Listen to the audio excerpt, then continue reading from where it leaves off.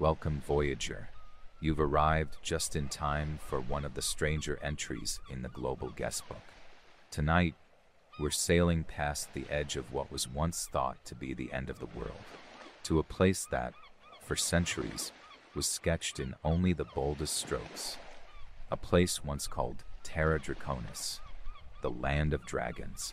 It's a story that takes us into the ink-stained minds of old cartographers and the salt-crusted journals of 16th century sea captains, where dragons didn't just decorate margins, they guarded the unknown.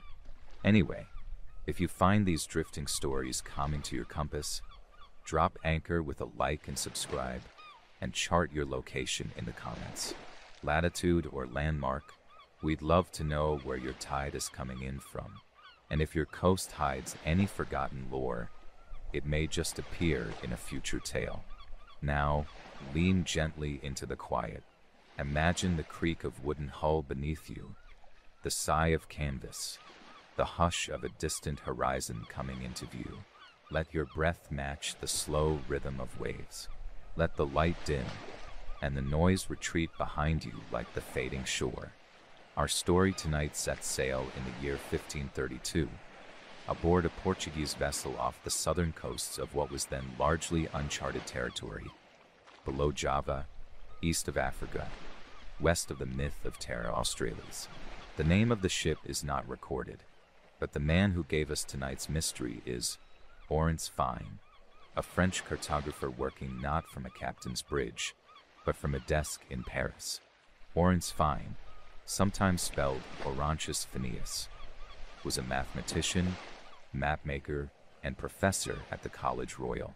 In 1531, he published one of the earliest heart-shaped projections of the world, called the Cordiform Map.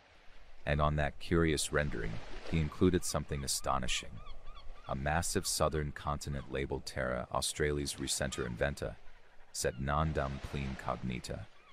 The southern land recently discovered, but not yet fully known.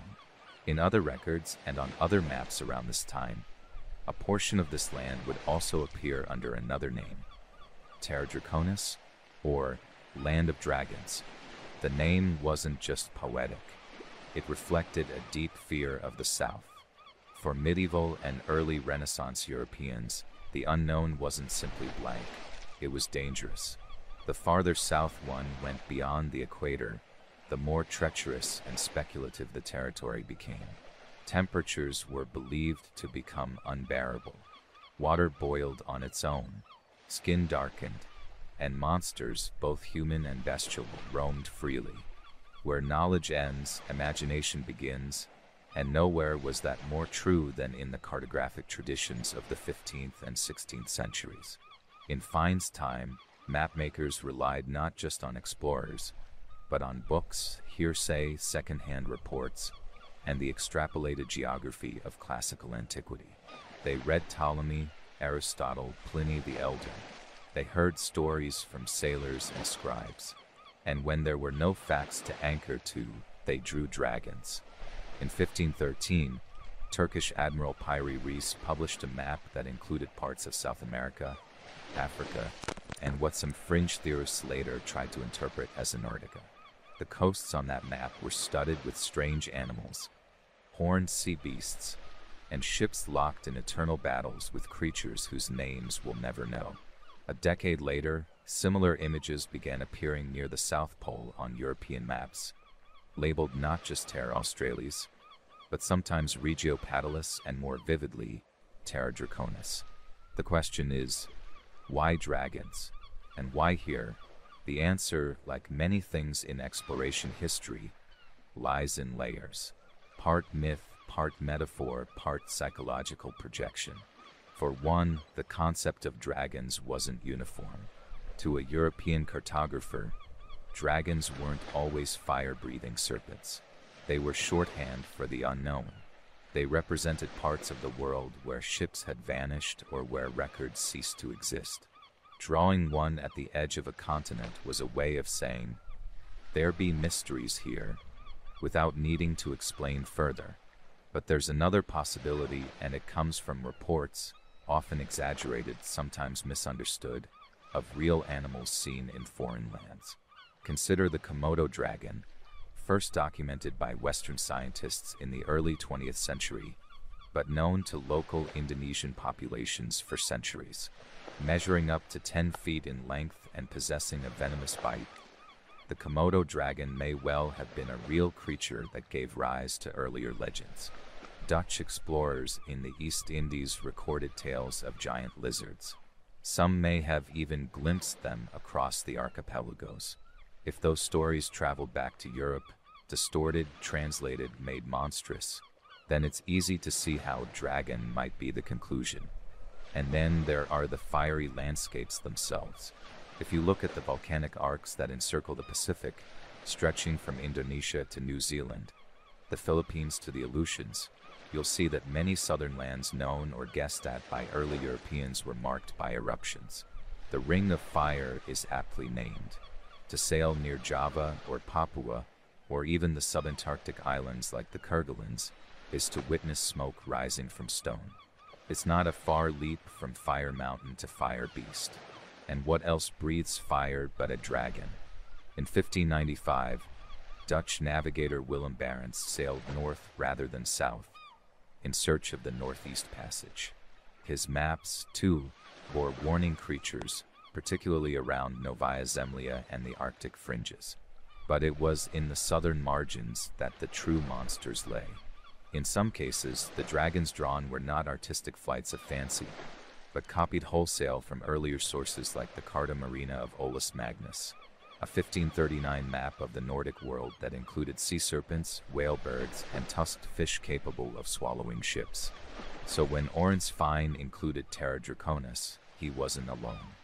His was one voice in a larger chorus of cartographers who filled in the blanks not with silence, but with warnings. And yet, something curious happened. Over the next century, as exploration continued in southern lands like Australia, New Zealand, and Antarctica began to take shape on actual nautical charts, the dragons vanished. The monsters retreated with each new measurement, each fresh sighting logged by compass and quadrant, each shoreline sketched not from conjecture but from a spyglass and ink-dipped hand. As reality advanced, myth receded. Terra Draconis was replaced by Terra Australis Incognita, and eventually, just Australia, named after the Latin for southern. By the time Captain James Cook charted New Zealand in the 1770s and British penal colonies were being established in Botany Bay, the fire-breathing guardians of the South had all but disappeared from serious maps. Though in some corners, if you look closely enough, a horned shadow or curling tail may still haunt the margins.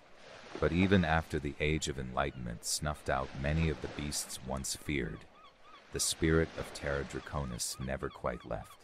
It lingered in language, in the hush before setting out to sea, in the instinct to give danger a shape.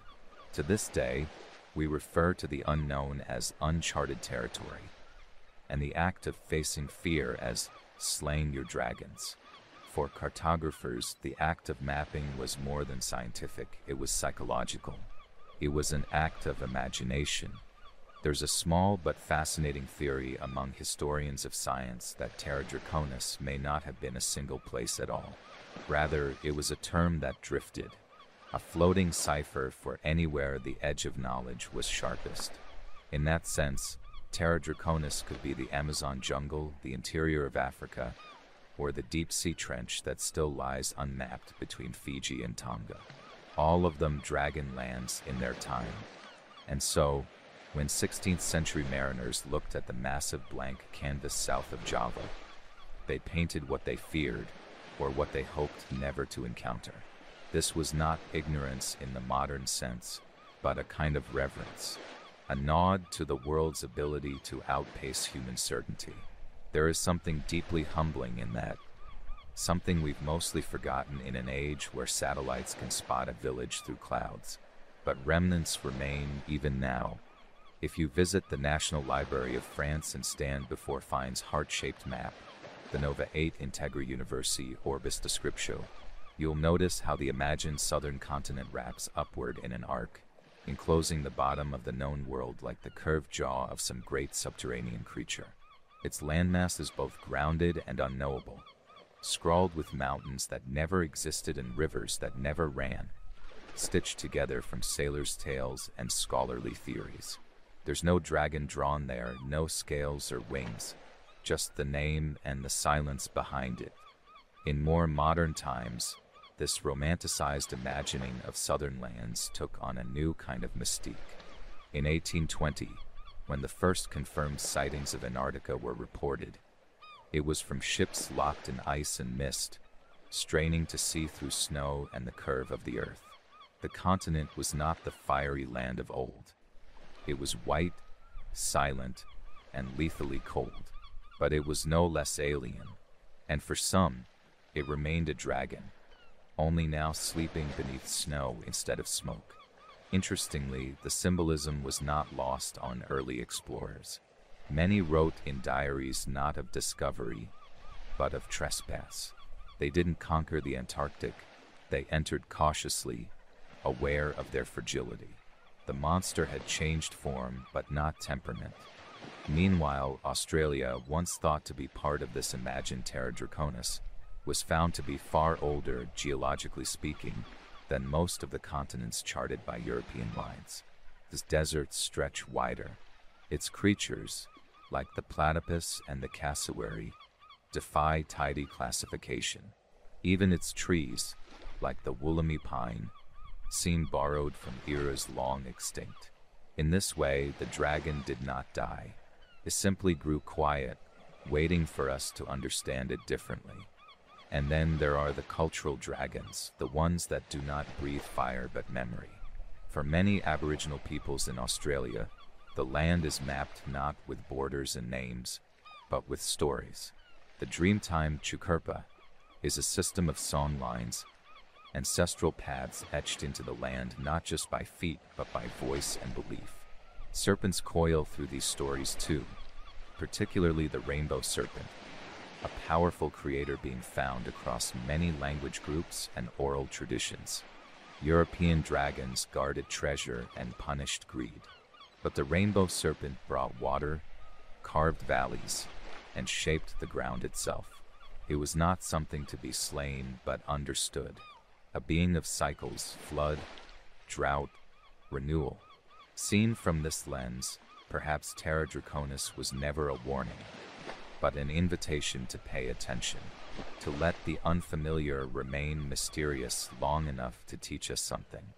It's a humbling realization, and one that aligns with how modern scientists now approach remote sensing, deep-sea mapping, and exploration in places still veiled to us. We may have GPS, but we don't know what lies at the bottom of the Tonga Trench, or the full network of tunnels beneath Antarctica's ice. We're still making maps, still chasing dragons in quieter, more data-driven ways. The term Terra Draconis has, in recent decades, found a second life among fantasy cartographers and speculative fiction writers, who use it as a metaphor for imagined geographies, much like Tolkien's Middle-earth or Le Guin's archipelagos. But its original use as a fearful name on a real map remains a profound reminder of how humans process uncertainty. There's one final detail, one that often goes unnoticed. In a margin of Orent's Fine's map, a tiny sea vessel is etched, tossed amid waves. There are no dragons immediately near it, no beasts clawing at the hull. But if you look at the position of the ship, you'll see it's heading due south, toward the widest, emptiest part of the map, toward Terra Draconis.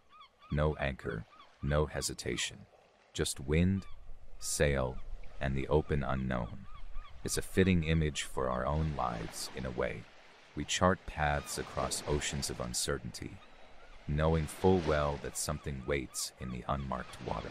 Maybe it's danger, maybe it's beauty, maybe, like the early mariners feared, it's something so strange we can only name it with symbols.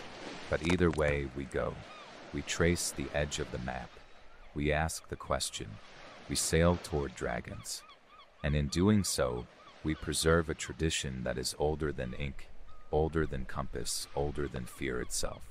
The act of charting, after all, is not just about drawing borders or sketching coastlines. It is about admitting there is more than we can know. The dragon is not the danger, it is the placeholder, a graceful, scaly bookmark in the story of the world, reminding us where curiosity must step in when certainty runs dry.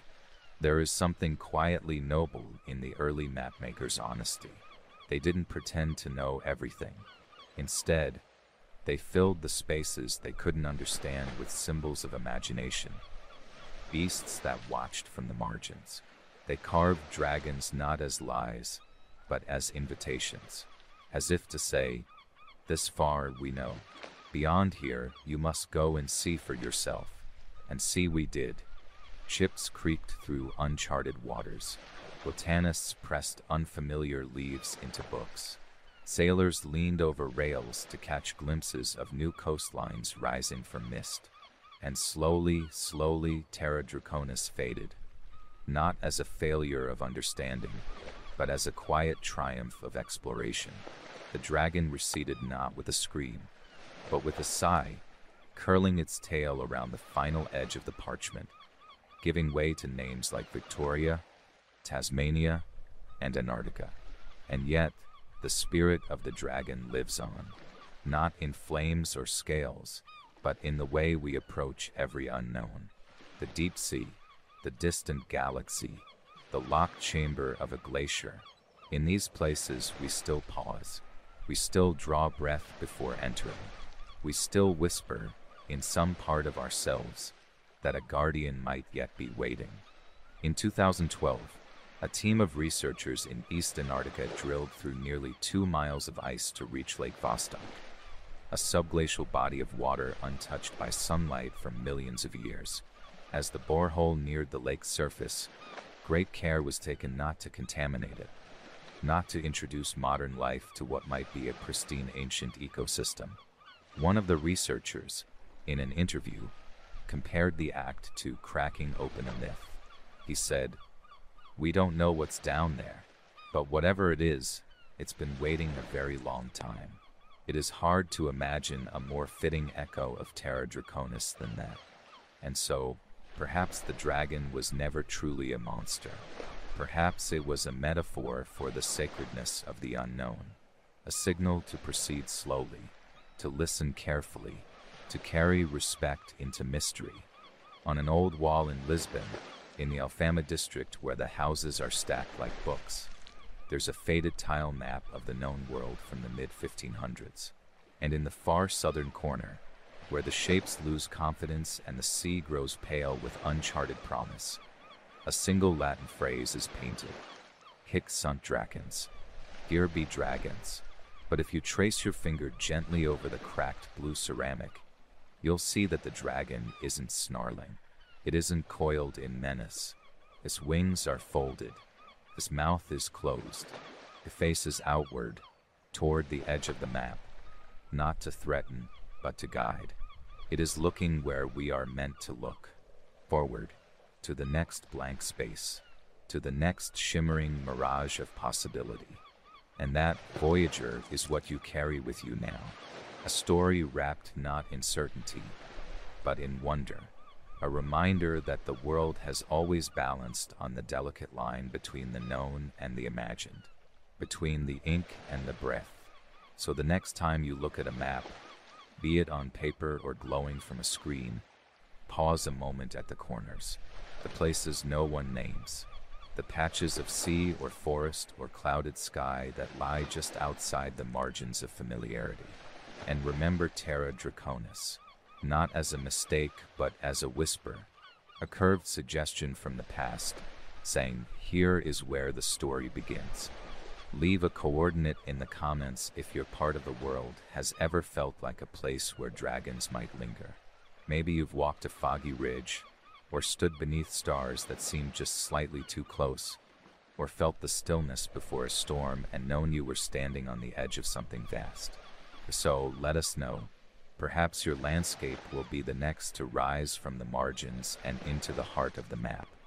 Thank you for drifting with us tonight. across cartographic oceans and into quiet places ink once feared to tread. If this voyage eased your thoughts or stirred your dreams, we invite you to like and subscribe. More voyages await, gentle ones, with kind winds and steady stars. And now sleep, voyager. Let the parchment curl around you. Let the sea be calm. Let the dragons of your dreams guard you, not from fear, but from forgetfulness. For beyond every horizon, there's always something waiting to be named, and every map begins with a breath.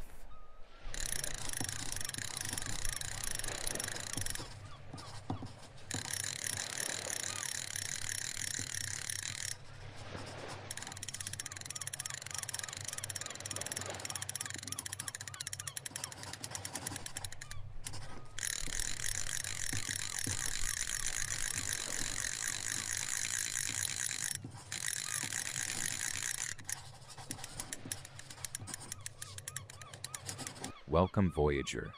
Tonight, we sail not by stars alone, but by syllables. A journey through salt and memory, where verses once mapped the deep. We're heading back to the medieval Indian Ocean, to a time when knowledge didn't live in books or scrolls, but in breath and repetition. When the waves themselves became stanzas, and the wind carried recitations rather than ink.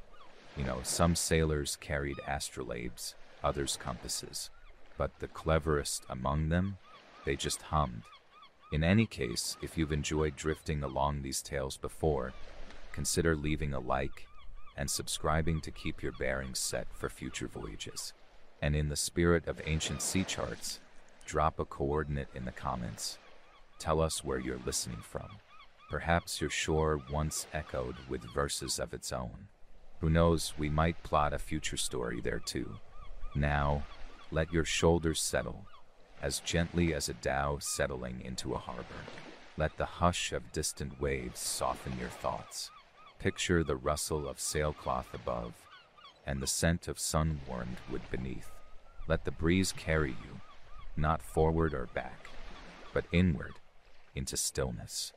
Our story tonight begins with a sailor standing barefoot at the edge of Oman, his shadow long and stretching across the sand, his eyes set on the eastern horizon.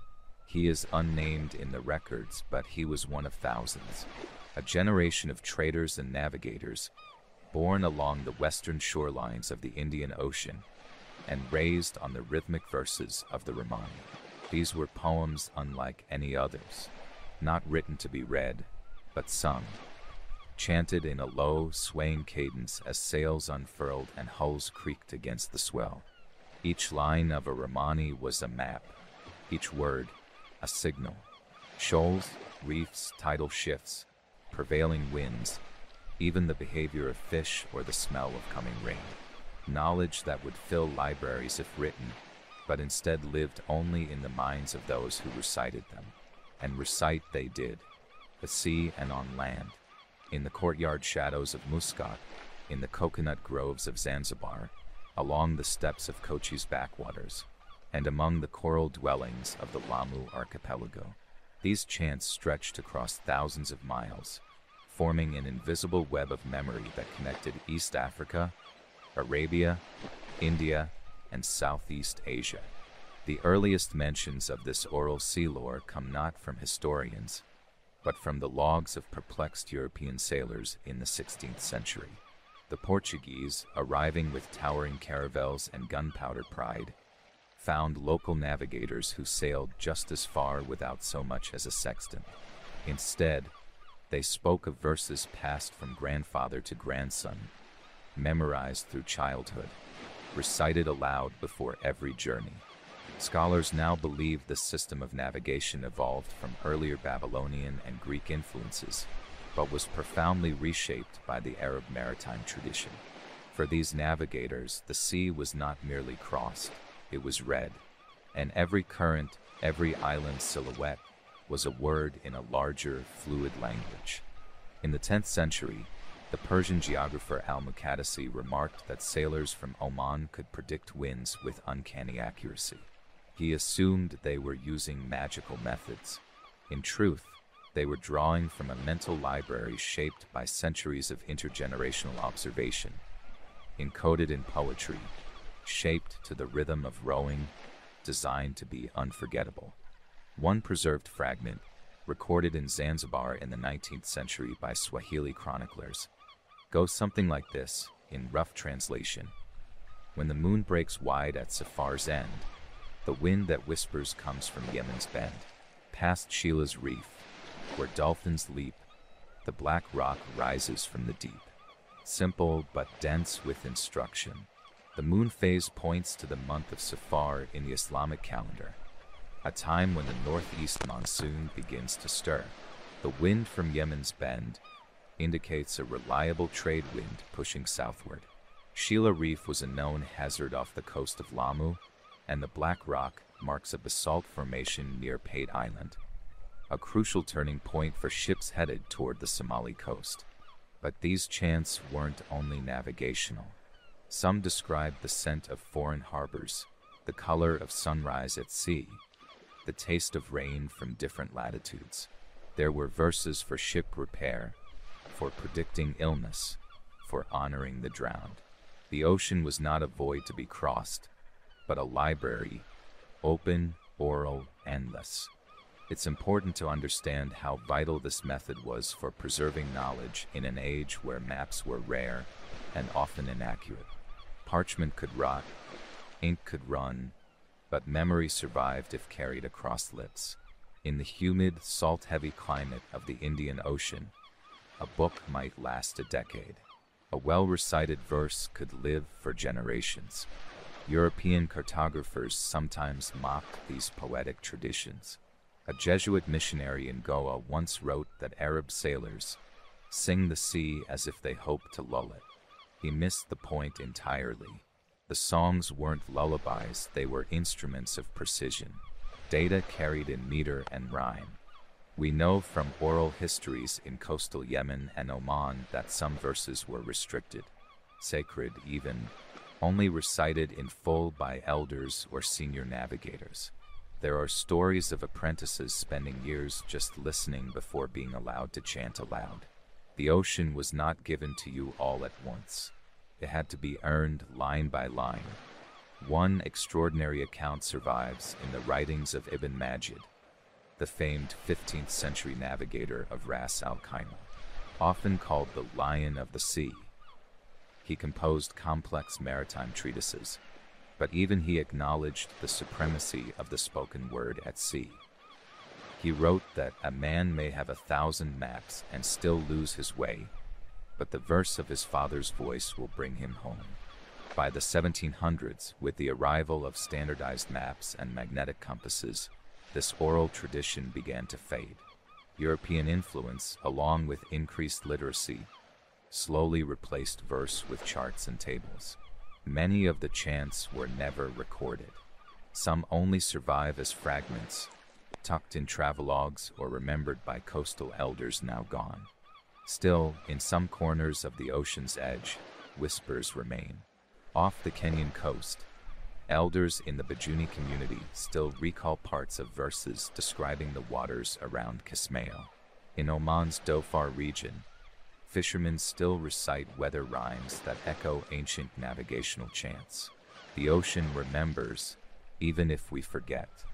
It is said that the last great Ramani was composed in the late 1800s, describing the journey from Sur in Oman to Calicut in Kerala. Over 200 lines long, it was memorized by a single dhow captain and passed to two of his sons. One of them died at sea. The other, too old to sail, taught parts of it to a curious British linguist in 1937. The rest is lost. Perhaps somewhere, in a quiet inlet, someone still hums a line without knowing what it once meant. A remnant of a map no longer seen, but still sung. We now drift southward, toward the Swahili coast. Here, Arabic and African traditions braided together like the ropes that lash dowels to dhow masts. The people of Lamu, Pemba, and Kilwa spoke in rhythms shaped by wind and tide. Their language, Swahili, was itself a vessel, carrying Persian, Arabic, Bantu, and Indian sounds. It is no surprise that in this region, song became survival. Oral navigation was not unique to the Arab world. Polynesian voyagers used star charts made of bamboo and cowrie shells. Inuit hunters read the echo of ice. But in the Indian Ocean, what distinguished the Romani tradition was its scale. Over 4,000 miles of open sea could be crossed with nothing but verses carried in the mind, and the moon as witness. There were verses for approaching harbors at night, when no lighthouse flared.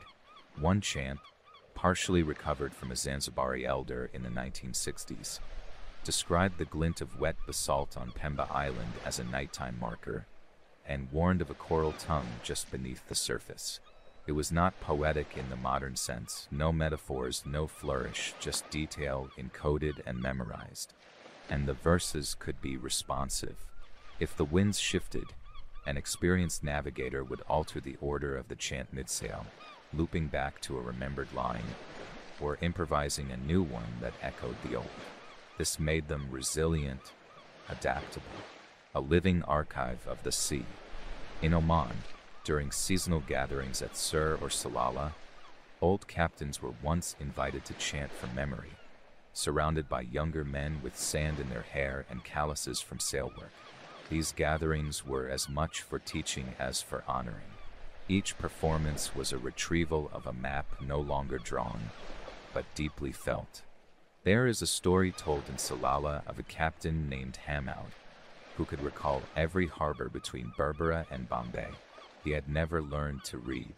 His hands trembled on land, but at sea his voice was steady. In his final years, as steamships replaced sails, he would sit on the beach with his grandson, reciting fragments to the rhythm of a carved wooden drum. The boy grew up and left for Muscat, but said he could still hear the rhythm of those verses in traffic and wind.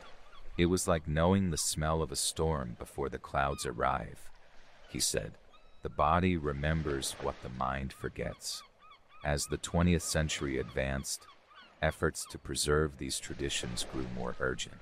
A few linguists and anthropologists attempted to record surviving chants. In Kenya, a British scholar named Harold Ingrams interviewed coastal navigators in the 1930s, noting how some men still recalled entire segments of Romani, even though they hadn't sailed in decades. His notes are now stored in the Royal Geographical Society archives, yellowed and curled at the edges. But language doesn't fossilize well. Outside of performance, a chant is just a list of place names and weather descriptions. It is in the telling, the lilt, the pauses between lines, that the meaning unfolds. Just like a coastline is meaningless without the motion of the tide, a navigation verse without voice is only half alive. In 2007, a group of researchers from Oman's Ministry of Heritage traveled to coastal villages to document the few remaining maritime chants. They found only a handful of elders who still remembered portions. One old fisherman named Rashid could recite the opening lines of a voyage from Sur to the Malabar coast. When asked how he remembered it, he tapped his chest and said, "It's here. I walked it in my mind every time we sailed." Interestingly, these verses were not only practical, but layered with devotional language.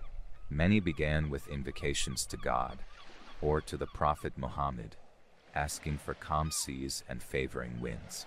Others referenced pre-Islamic gods of the sea, especially in parts of East Africa where older traditions remained.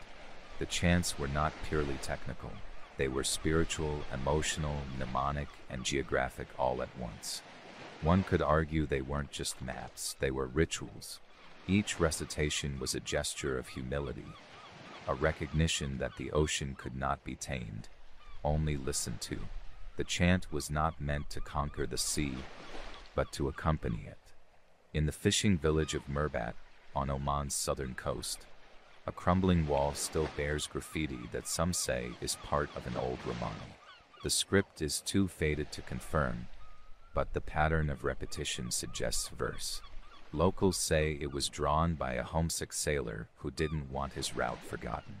A carved line of verse where once the ocean's voice echoed. There's something haunting about this idea, that knowledge once vital for survival now lingers only in fragments, like flotsam washed up after a wreck. We've replaced chance with satellite GPS, paper maps with glowing screens. And yet, in certain conditions, even now, a seasoned sailor might pause, feel the shift of wind on his cheek, and remember a line he thought lost. The ocean still speaks, but fewer of us remember how to listen. It's tempting to romanticize all this, to picture noble mariners singing beneath the stars. But the reality was harder. The Romani were tools, and like all tools, they were used under duress. These sailors faced storms without warning, illness without medicine, and often hunger that gnawed as steadily as the waves. The chant helped them survive, but it did not shield them. Many who sailed by verse never returned. Their knowledge sank with them, unrecorded. Others passed their chants to sons or apprentices who left the trade, or turned to motorboats or moved inland. But perhaps not all was lost. In recent years, musicians along the Arabian coast have begun incorporating fragments of maritime verse into folk songs, not to perform them as history, but to breathe life back into them. The rhythm shifts slightly, the words blend with oud and drum, and in those new voices, the ocean stirs again. A few schools in Muscat and Salalah now teach children about Romani tradition as part of cultural heritage. They chant simplified verses, more for performance than navigation. Still, the cadence remains, and maybe, just maybe, a child reciting those lines will someday hear the wind shift and feel something stir in their chest. A direction, a memory, a path not marked by signs, but by syllables. So, let's not think of this tradition as vanished. Let's imagine it as latent, tucked beneath the surface, like a reef visible only at the lowest tide. It is waiting not to be rediscovered, but to be retold. Our story winds toward the Horn of Africa, where Somalia's coastline arcs like a bow drawn toward Arabia. Here, too, the traditions of sung navigation echoed between promontories and the open blue. Somali sailors, some tracing their lineage to ancient traders who plied the Red Sea and Gulf of Aden, relied on their own oral cartographies. Their knowledge was often interwoven with poetry, as Somali culture holds verse in high regard. Among the Somali, the Girar form, a rhythmic, chant-like poem, was used for both praise and practical recounting. While often directed toward camels or heroes, it was not unheard of for seasoned sailors to use similar rhythms in recalling sea routes. There are verses that mention the path of stars above Berbera, or the split-tooth rock beneath Ras Hafen. Lines embedded with orientation as well as metaphor. When monsoon winds shifted, ships departed by moonlight. At those times, the chants lengthened. Some included invocations to the jinn of the sea, offering rhymed warnings not to look directly into phosphorescent waters, believed by some to be inhabited. These stories were not always believed literally, but were respected, repeated. The caution encoded in the cadence often kept sailors alive. Modern-day marine biologists and anthropologists now try to match such verses with physical features. A reef described as the buried teeth of a sea lion in a chant from the Mombasa coast has been loosely correlated with a submerged shelf known to snag nets to this day. But interpretation is difficult. Symbols shift over centuries, and without regular recitation, even the clearest chart can blur. We return briefly now to the Hadramaut coast in Yemen, where entire villages once set out each spring for Zanzibar, loaded with incense, pearls, and frankincense. The journey could take weeks, and often relied on what sailors called the ghost path, a sequence of swell patterns and wind shapes passed down verbally, said to lead home even if no sun or star showed. There was a word in Arabic, sir, meaning secret, but also path. It was whispered when sailors spoke of certain waters, routes not marked on any map but passed between trusted voices. And unlike charts which could fall into the wrong hands, these paths remained safe as long as the tongue remembered.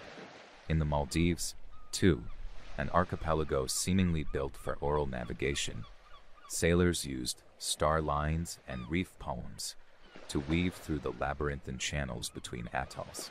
Certain chants described the taste of the water, how it would become sweeter or more mineral-rich as one approached inhabited islands. The sea tells you, they would say, if you're patient enough to let it speak. It's worth pausing here to reflect, not just on the ingenuity of those who sailed this way, but on the patience it demanded. To learn these verses was not a matter of a week or two. It took years, a lifetime sometimes. Apprentices had to listen closely, repeat under their breath, and eventually sail the verses with someone more experienced. And when they finally chanted them alone, it wasn't to recite, it was to survive. What modern navigation gained in precision, it may have lost in intimacy. A GPS will tell you where you are. A chant reminds you how far you've come and who taught you the way. When you sing the route, you're never truly alone. Even in the Persian Gulf, where oil rigs now glow like skeletal cities over the water, echoes of old chants survive. In the town of Corfacan, a museum once hosted an audio exhibit of maritime Safanat songs, collected in the 1950s by a Kuwaiti ethnographer. Most are fragmentary, a few lines only, but the voices are strong. One woman, whose husband had been lost at sea, recorded her version of a departure verse. It's less about geography than grief. She says, I watched his sail vanish like a prayer I forgot how to finish. These stories and verses were not static. They changed with the sea, were reshaped by currents and new mouths. And in this mutability lies their genius. Fixed maps can become outdated, but a chant, flexible and alive, evolves with every telling. It's not written in ink, but in memory.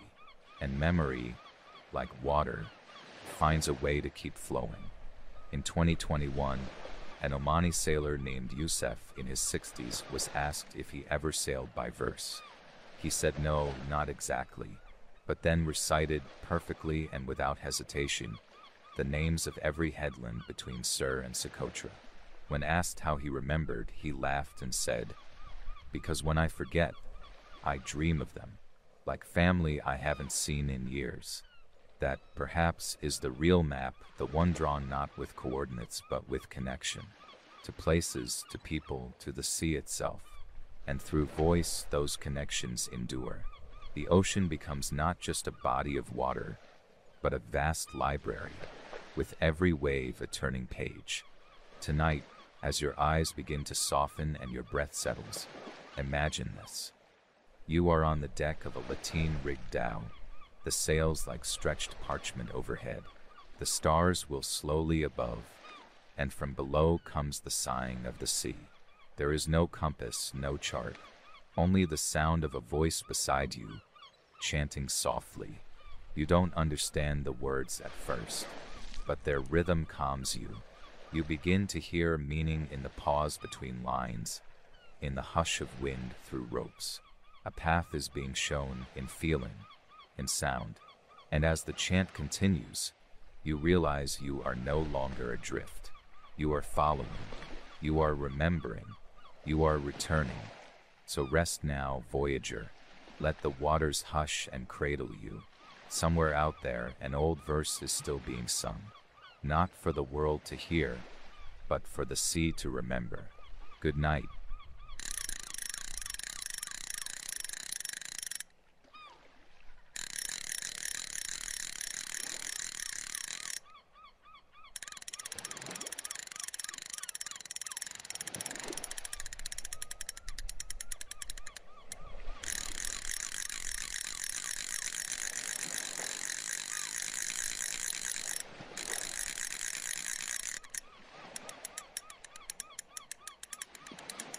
Welcome, Voyager.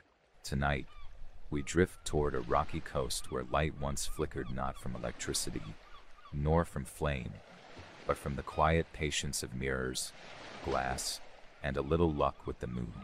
This is the story of a lighthouse that shone without fire, guiding mariners with nothing but reflection and resolve. A lighthouse lit, quite literally, by mirrors and moonlight. You know, some people say the moon can't hold a candle to the sun, but as tonight's story proves, it can certainly hold a lantern if you angle the mirrors just right. Before we wade further into this quiet marvel, I'd be glad if you'd leave a like and subscribe if you haven't already. If you're somewhere coastal tonight, let us know where in the comments. Drop a coordinate, maybe a windswept cape or a blinking buoy you've passed by. Who knows, we might trace a tail back to your stretch of sea in a future episode. Now rest easy, let the hush settle in. Feel the weight of your limbs give in to stillness. Imagine a darkened cove, where the tide breathes slowly and gulls have gone to sleep. A low beam of light arcs over water. It flickers once and then holds. The hearth of the horizon stays warm. You're safe here. Our story tonight begins on a clifftop in the year 1823, on the southern coast of England, at a place called Beltout, a promontory near Beachy Head, chalky and sheer, where the cliffs plunge down into the English Channel like ancient walls washed clean. Maritime trade was thick here even then. Vessels from the East Indies, fishing smacks, packet ships heading for France or returning from America, all passed within sight of these white cliffs, and often they wrecked. The currents were strong, and fog rolled in like spilled ink over the sea. So many ships dashed themselves against the rocks that locals nicknamed the coastline the graveyard. But Beltout itself had long been bare. No flame crowned it, no rotating beacon cut through the fog. Mariners petitioned for a lighthouse. For decades they had. Some even wrote it into the ship logs before they sank. It was not until the winter of 1823 that a makeshift lantern tower was raised. But it lacked fuel. Oil deliveries to the top of the cliff were treacherous, and even when they arrived, wind gusts made keeping the flame lit nearly impossible. The lantern often sputtered out just as the weather worsened. So a local sea captain and amateur engineer, Jonathan Darby, proposed a strange solution. What if, during clear nights, they could light the lighthouse without oil or flame, by using a system of large mirrors, angled to capture the glow of the full moon? The idea was met with laughter by some. The moon, after all, was not consistent. It waned, it vanished, it hid behind cloud banks and followed a schedule of its own. But Darby insisted that even a flicker of light on a clear night might make the difference for an incoming ship, and in summer months, the moon would hang long and high over the water. Darby constructed a series of concave glass mirrors, polished and mounted within the lantern room. By day, they reflected sunlight into a beam, and by night, they could catch and concentrate the moon's light, bouncing it between surfaces to extend its reach out over the waves. Historical records suggest that this system was tested for several months, and during nights of full moon, ships at sea did report seeing a pale beam arcing out from the cliff. It wasn't strong, not like flame, but it was steady. On more than one occasion, captains testified that the shimmer from Beltout was what allowed them to steer clear of the rocks. Darby's mirrored system was modeled on an earlier technology known as the catoptric system, which had already been in use in early lighthouse construction across Europe. In the catoptric system, parabolic mirrors were used to concentrate light from oil lamps into beams, creating a stronger, more directed signal. But Darby's twist was in using ambient celestial light itself as the source. And what's even more fascinating is how his idea paralleled ancient practices. Long before lenses and lamps, coastal watchtowers in the Roman Empire and even in parts of Islamic Spain used polished metal or mirrored glass to signal between towers or reflect daylight seaward. The Pharos of Alexandria, often considered the archetype of all lighthouses, is rumored to have used polished bronze mirrors to project sunlight far into the Mediterranean, guiding vessels toward the Egyptian port. Darby, whether by instinct or research, had revived something old. In 1825, his system became the basis for a semi-permanent installation. Bell-Tout began operating with a dual light method, an oil lamp for stormy nights and a mirror arrangement for moonlit ones.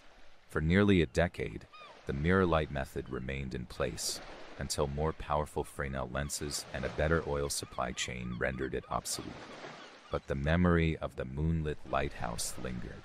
Old letters from sailors, now archived in maritime museums in Portsmouth and London, speak in romantic terms of the pale glow at Bell-Tout. One called it a shimmer from heaven's own lamp, while another wrote, "It was as if the cliff had caught a piece of the moon and held it up, for any ship in darkness to see and survive." Lighthouses remain powerful symbols, not just of navigation, but of patience and endurance, and how even the smallest light, if well placed, can change the course of a voyage. And so Bell-Tout, the lighthouse lit by mirrors and moonlight, passed into legend. It no longer uses such a system today. In fact, the original structure was decommissioned in the early 1900s and moved back from the edge of the cliff to prevent collapse due to erosion. It now stands inland, no longer guiding ships but still catching the light.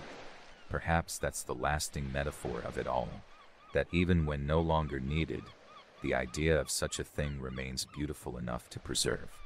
Our story now widens, casting its beam to other shores, where mirrors and glass took on the burden of guidance long before electricity hummed in copper wires.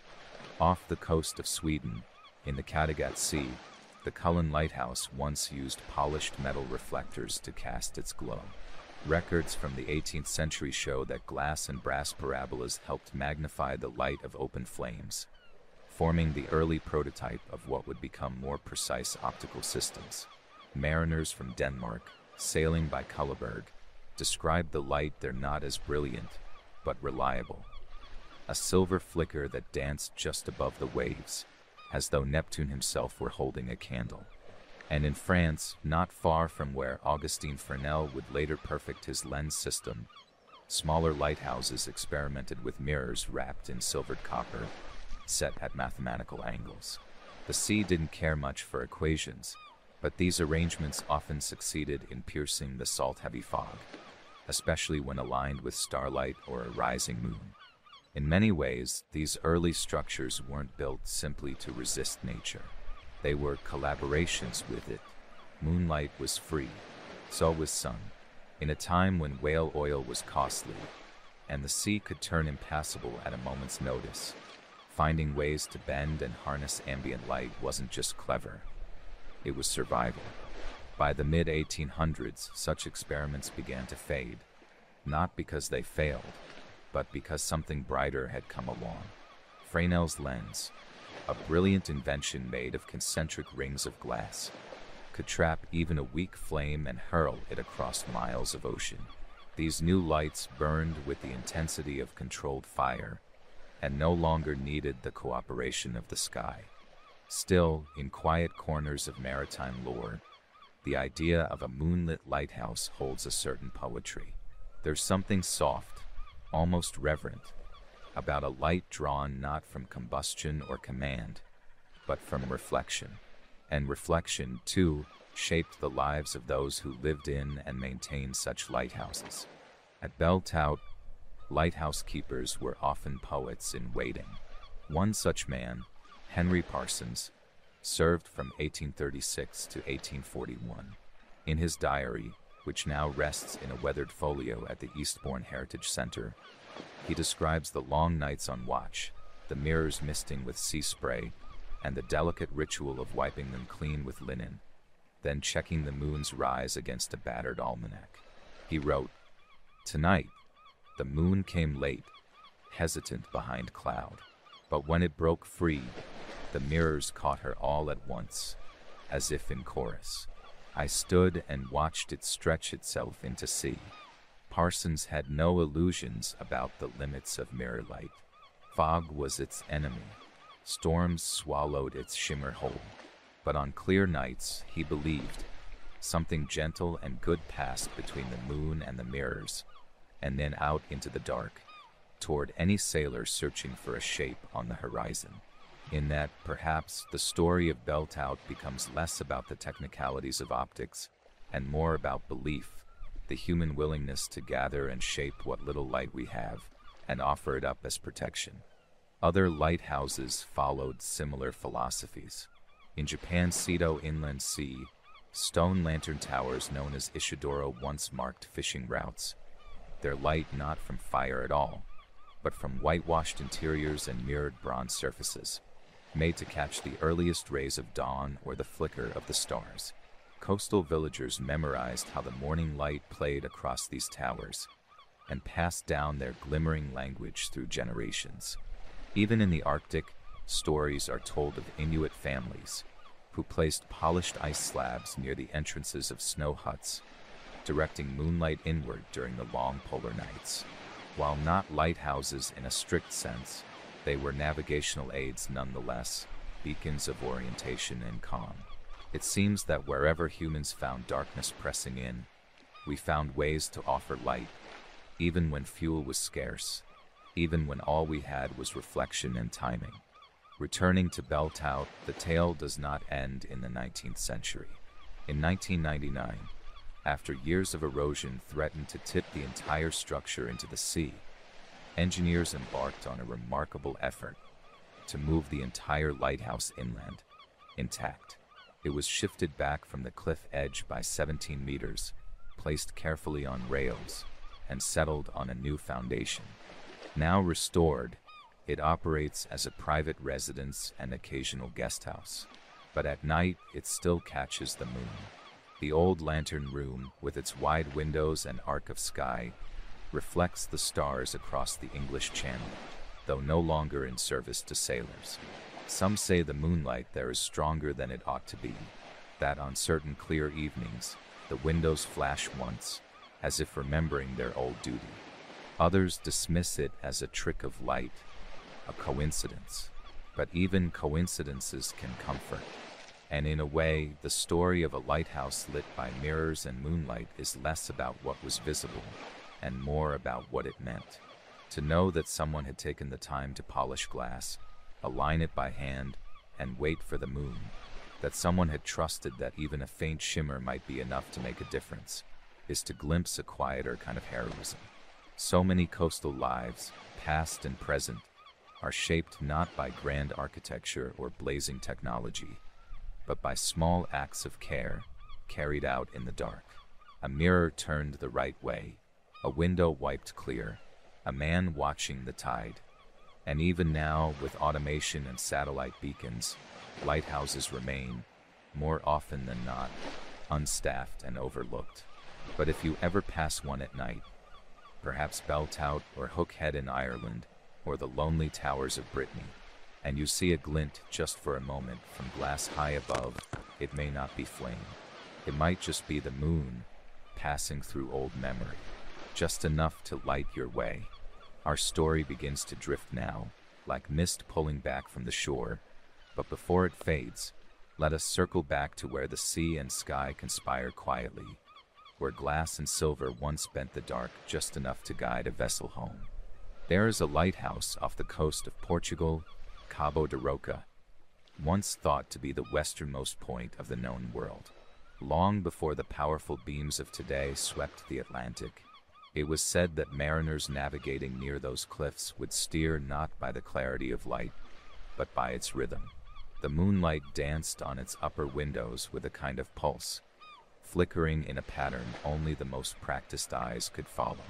For a brief time in the early 1800s, its lantern was unlit, and instead, a mirrored drum spun slowly, catching any moonlight and flinging it out to sea like a thread of spun silver.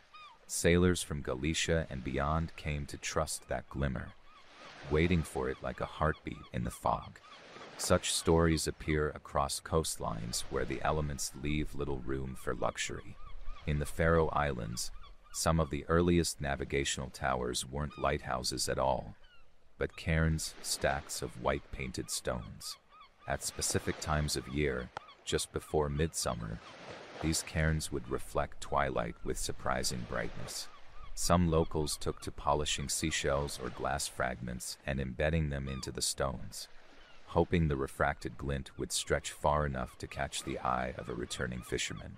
Though simple, such measures often spelled the difference between safe harbor and tragedy. In every one of these places, the light is not about brilliance. It is about notice. It is about a signal, however faint, that says, someone is waiting for you, someone hopes you return. Back in England, at Beltout, there's one final entry in Henry Parsons' diary that is worth sharing. It was dated October 30th, 1841, the night before his retirement from the keeper's post. He wrote, "Tonight, no ships passed. The moon arrived late, pale and tired, and the clouds came with her. I stood in the lantern room and looked out across the channel. Nothing but sea and my reflection. Still, I lit the glass, turned the mirrors, and made the room ready, in case someone looked back. There is something in that image, a man turning mirrors toward the sea, lighting nothing, but preparing everything, that lingers long after the page turns. Even now, modern lighthouse lenses are descendants of this philosophy. The Fresnel lens, though more powerful, still works through layers of reflection and redirection. Its genius lies not in brute force, but in focus, in using every fragment of available light to its greatest potential. Today, most lighthouses are powered by LEDs, connected to solar panels, and managed by maritime agencies from distant cities. The romance of moonlight and mirrors might seem quaint beside the data precision of GPS. But if you stand near a lighthouse, any lighthouse, at just the right moment, you might still see it. That quiet shimmer in the glass, a brief catch of light off a lens, a glint that feels older than the tower itself. And if it happens on a moonlit night, well, maybe you'll understand why someone once waited on a windy cliff, polishing brass and turning mirrors toward the horizon. Maybe you'll hear in it the echo of countless quiet acts. Sailors charting their way by a glimmer, keepers preparing a signal that might never be seen, villagers embedding shells in stone. Small things, but enough. The world changes, always. Light becomes louder, towers grow taller, but there's still value in the old ways, in knowing that even moonlight can be shaped, that even the faintest reflection can be made useful, even beautiful. So if you find yourself beside the sea, especially on a night when the wind has softened and the moon is pulling the tide, take a moment to look for the old kind of light, the kind not made by flame or filament, but by angle, by timing, by care. And if you see it, know this: someone somewhere shaped that light for you, whether by mirror, by hope, or by memory, just enough to help you find your way home. Thank you for drifting with me tonight, Voyager. If the ocean ever looks too vast, remember, even the gentlest light has been enough for centuries. Let it be enough for you. Good night.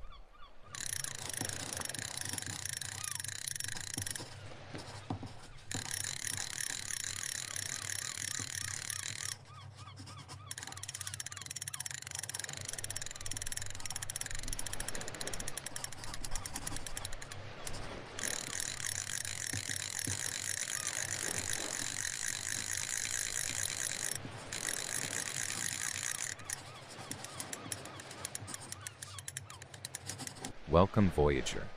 Tonight, we unroll a map not drawn on paper, but charted across the surface of the sea. A tale carried by outrigger canoes and whispered into the dark by starlit winds. It is a story not only of direction, but of devotion. A time when finding your way meant memorizing the curve of a wave, the shape of clouds, and most tenderly, the angle of the moon's rise. This is the story of when the moon was a compass, and the Pacific Ocean, vast, ancient, unknowable, was not feared, but read like scripture. For navigators who didn't have compasses, sextants, or GPS, they sure made finding remote islands in the middle of an infinite ocean look like a hobby. It really gives new meaning to the phrase, just wing it. Before we begin, don't forget to leave a like and subscribe if this kind of voyage brings calm to your evening. And if you're somewhere between Moonlight and shoreline, drop a coordinate in the comments. Maybe your corner of the earth has a story still waiting to be told. Now, let the ocean arrive quietly in your breath. Let the day slip over the horizon like a sun behind the sails. Rest your hands, soften your shoulders. Let your mind drift far from the dock. Our story tonight sets sail on a canoe with no keel, no rudder, and no compass, yet with far more direction than any modern map could offer. The earliest Polynesian navigators began their voyages over 2,000 years ago. They traveled across thousands of miles of open sea in wooden double-hulled canoes, without instruments. But they were never lost. Their navigation relied entirely on their surroundings. Wind, birds, ocean swell, stars, and the moon. We begin in a place now known as Seagulls, a coral atoll in the western Pacific that is home to a people who have preserved this ancient tradition longer than nearly anyone else. Here, traditional navigation is called wayfinding, and one of its last great masters was Mau Pielug. Mau, born in 1932, began learning how to read the sea before he could read anything else. He was taught in the Po tradition, a sacred system passed from master to student, often in secrecy. He learned to feel the direction of the swells through his bones while lying in a canoe. He studied how seabirds leave and return to land, how certain clouds gather above invisible islands, and how the moon, in all her phases, dances with the sea. The moon's role in navigation is both practical and poetic. Her light, waxing and waning, shapes the visibility of stars, the very constellations Polynesians use to track latitude. Her position at moonrise and moonset changes each night, giving navigators a shifting but predictable horizon marker. In the days before full moons, the light would be strong enough to sail through the night, and even the reflection on the ocean could guide a canoe's path like a trail of silver drawn across the sea. One of Mau's most extraordinary feats was not just sailing, but teaching. In 1976, he became the navigator of the Hokulia, a traditional Polynesian canoe built in Hawaii to prove that ancient Polynesians could indeed have traveled vast ocean distances. Mau guided the Hokulia over 2,500 nautical miles from Hawaii to Tahiti without any modern instruments, only with what he'd learned from the ocean and the moon. There were times during the voyage when storms obscured the stars, when swells collided from different directions, and when every known pattern dissolved into chaos. It was during these times that Mau would turn not to panic, but to rhythm. He'd watch the moon rise, sometimes behind clouds, sometimes over the shoulder of a wave, and orient the canoe by its arc. The moon never lied. She was slow, graceful, but faithful. In traditional Polynesian navigation, there's a mental chart known as an attack. It isn't drawn or spoken aloud. It's a moving reference, where islands are imagined in relation to stars and celestial events. The canoe becomes still in this imagined map, and the islands themselves move beneath the stars. This is hard for modern minds to understand, but it's deeply rooted in how the Polynesians saw motion, not as us moving through the world, but the world moving around us. And the moon, floating silently across the sky, served as a metronome for this world. Not just a light, but a rhythm. When to sleep, when to fish, when to sail, when to wait. For example, on nights of the first quarter moon, many Polynesian communities believed the ocean was gentler, the winds more trustworthy. On full moons, fish would rise closer to the surface, drawn by the glow. And on new moons, when the sky turned black, navigators would rely instead on memory, reconstructing their star paths by feel rather than sight. A famous tale comes from the island of Puluwat, where a navigator named Hippour once led a canoe across hundreds of miles to Saipan. His student, curious how he managed to stay on course in cloudy weather, asked what signs he used. Hippour simply said, "I watched the moon sleep, and she told me where I was." The metaphor isn't accidental. In many Pacific cultures, the moon isn't just a celestial object, but a companion, a storyteller, a gentle watcher. In Samoa, she is called Sina. In Maori myth, the moon is Marama, a being of order and cycles, one who keeps the rhythm of tides and hearts. Even the word navigation comes from Latin, navis, ship, and agira, to drive. But in Polynesia, it was less about control and more about listening. The moon didn't drive, she hummed. And so, for centuries, these early voyagers would rise quietly before dawn, eyes scanning the low eastern horizon, waiting for that first pale crescent to appear. In that moment, a path would open, not marked by buoys or signs, but by something older, a glowing arc across dark water. The beauty of Polynesian navigation was that it was never just technical. It was spiritual, embodied, familial. A navigator was not merely a traveler, but a memory keeper, trained to know the ocean's moods like the way one knows a parent's voice. And the moon, luminous and slow, became the pulse behind it all. Mau Pielug, in teaching the Hawaiian crew of the Hokule'a, refused to draw charts or write down directions. Instead, he spoke in metaphors, stories, gestures. He would point to the wind, close his eyes, and listen. He would sit in the hull and feel for rhythm, waiting for the swells to rise and fall in patterns. When asked how he knew they were still on course, he replied, "Because the canoe is singing the right song." This poetic way of understanding the world was practical too. The moon's rise and set could be timed. If you stood on a canoe deck on the equator, the moon would rise in the east and set in the west, much like the sun. But as you moved further north or south, its arc tilted. Over time, a skilled navigator could tell where they were latitudinally simply by watching the slant of the moon's path against the sea. A full moon rising low and golden on the horizon gave enough light to watch the shape of the waves and check the directions of ocean swells. These swells, pushed by distant storms, would move across the ocean in consistent bands. Polynesian navigators gave each swell a name and a personality. One might be the mother swell, another the cousin. The moon, then, became the voice that helped identify each member of the family. This memory system was more than mental, it was bodily. Navigators like Mao could lie in the canoe and feel the crossing of swells from different angles. Their minds held a living, layered map, not just of space, but of movement. One of the most remarkable stories of traditional lunar navigation comes not from the Pacific, but echoes it through time. In the 1970s, after Mao helped complete the Hokule'a's first voyage to Tahiti, he returned to Micronesia with a dream of restoring wayfinding traditions across island cultures.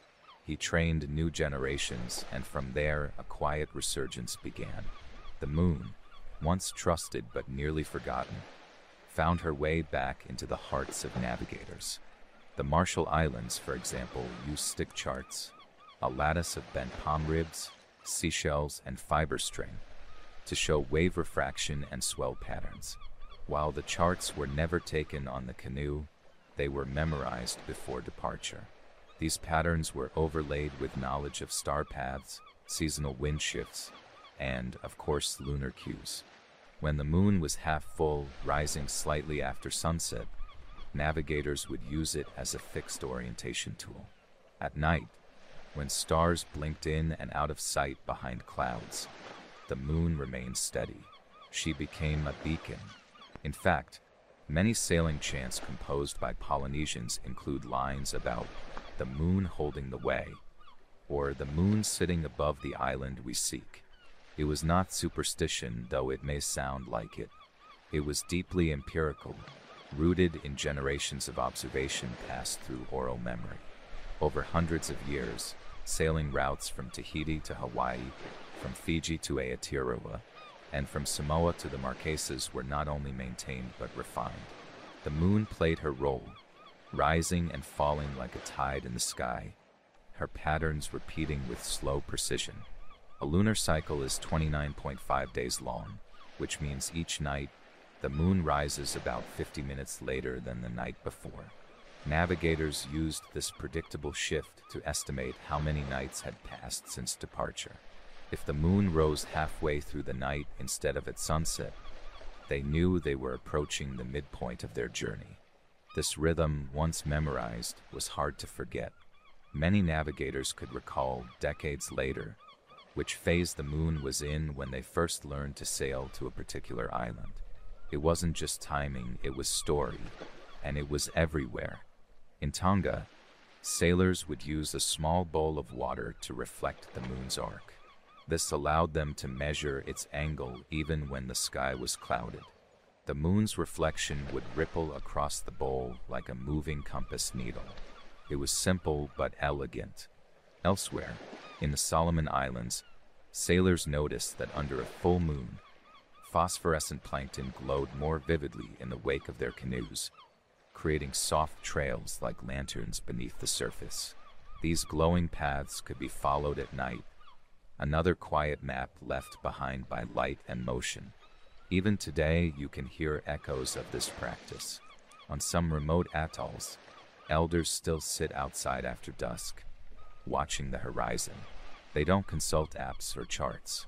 They tilt their heads, gaze upward, and mutter small notes about the moon's tilt, her fullness, the color of her edge.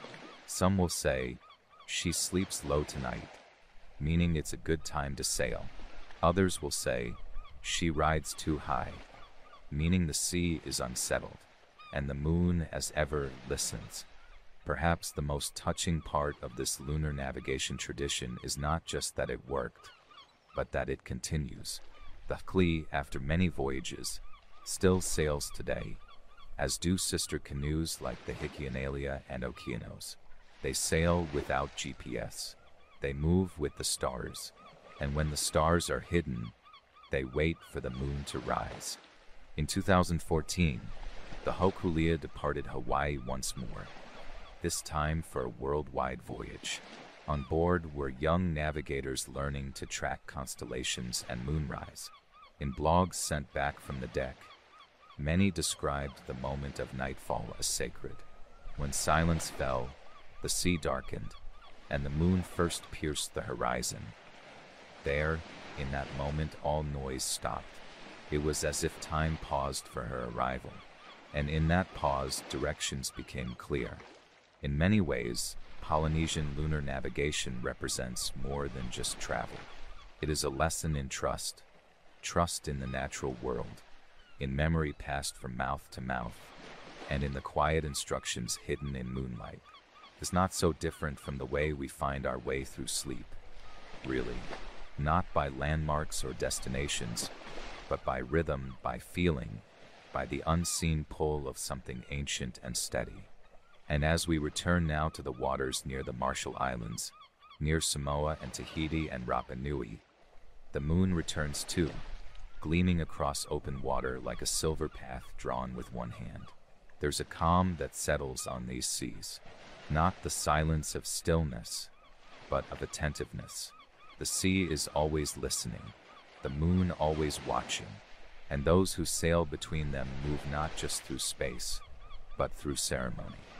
One such ceremony, still performed in the Caroline Islands of Micronesia, involves placing a coconut frond at the bow of the canoe just before setting sail. The frond is chosen based on the moon's phase. A young crescent might mean a journey for gathering. A full moon might suggest a journey to reunite with family. The frond is then left at sea, a silent offering, perhaps to the tide or to memory itself. Elders say that when they sailed as children, their grandfathers would hum softly during moonlit nights, melodies without words, just the same 4 or 5 notes over and over, tuned to the rise and fall of the boat. These weren't lullabies in the usual sense, but something more, a kind of rhythmic spell, a way to keep the canoe aligned not just with the waves, but with the internal compass of calm. For some islands, the moon's position even played a role in social gatherings. Weddings were held when the moon was waxing, growing fuller, so that love might grow too. Fishing expeditions began when the moon was new and the sea less illuminated, better for hiding bait and shadowy nets. And some say that those born beneath a waning moon were believed to dream more vividly, more deeply attuned to water and night. And all of this was learned without books, without sextants, without numbers. Instead, it was passed across generations as observation layered with story. A young sailor might learn, when the moon sits just above the sea before dawn, turn your bow to her shoulder, and you'll find the outer reef. Another might be told, watch her lean westward after she is tired. That's when the wind forgets its promise. These were facts wrapped in poetry, and they worked. There's a profound stillness in thinking about that. That human beings, alone in canoes the size of small trucks, once crossed thousands of kilometers of open ocean using nothing but wind, stars, and the moon, and that they did so again and again, with enough confidence to bring children along, to sing as they sailed, to sleep beneath nothing but canvas and constellation. Modern science has filled in many of the gaps now. We know how lunar refraction affects the sea. We understand the mathematics of tidal cycles and gravitational pulls. We can model swell patterns and wave interference in computer simulations. But none of that changes the truth at the center of this story. That for hundreds of years, people sailed with the moon as their compass, and they arrived again and again. And while it's tempting to view these journeys as magic, they were, and are, something else entirely. They are a demonstration of what careful attention looks like. The moon was not a symbol, not a deity, not a dream. It was a tool, a guide, a friend. Today, if you travel to the island of Seagulls, where Pielug was born, you can still meet those who sail this way. They will tell you about a tack, a method of navigation using imaginary reference points based on shifting star alignments. They will show you the coral paths that mark where canoes should be dragged at low tide. And if you ask them about the moon, they'll smile, look up, and say, "She's how we know when it's time." One of the most beautiful parts of this tradition is that it insists on presence. You cannot navigate by the moon from a book. You must be there, looking, listening. The canoe is your map, the ocean your page. And the moon is the punctuation, rising steadily, telling you when to pause, when to shift, when to trust. So, as we drift now towards sleep, imagine her, our old silver compass, hanging low over an empty sea. Her reflection trembles slightly with the current, painting the canoe's underside in shimmering light. Somewhere, a navigator tilts his head, adjusts the sail by a hand's width, and hums a song his grandfather once hummed. He does not speak. He does not need to. The moon has already told him everything he needs to know. And you, voyager, need not sail far tonight. The winds are quiet. The tide is kind. Let the rhythm of water, the breath of air, and the pull of the moon guide you inward, toward rest. Your destination is close now. It was never a place. It was always the stillness. Good night.